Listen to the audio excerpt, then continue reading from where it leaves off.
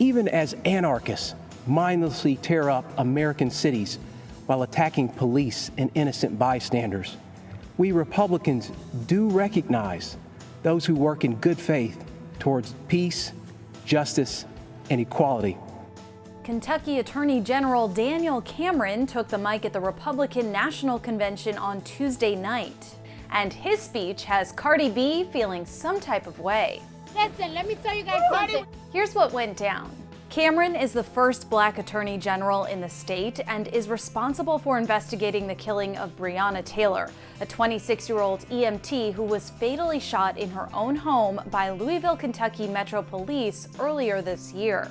Her death sparked protests worldwide, and still no arrests have been made. But Cameron only briefly mentioned Taylor during his nearly 7-minute address. In fact, it was General Dwight Eisenhower, a future Republican president, who said democracy is a system that recognizes the equality of humans before the law. Whether you are the family of Breonna Taylor or David Dorn, these are the ideals that will heal our nation's wounds. Yep, that was it. And Cardi, she wasn't feeling it.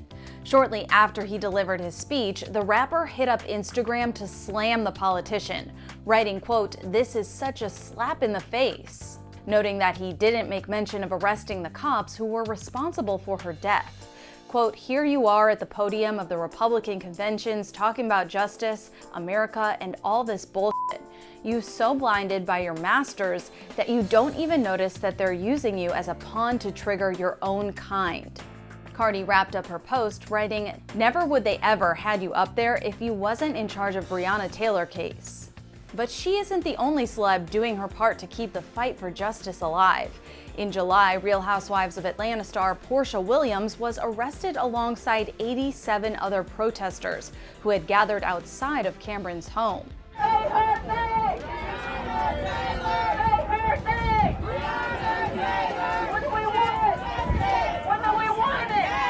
She was arrested again on Tuesday during a peaceful protest in Louisville in honor of Taylor.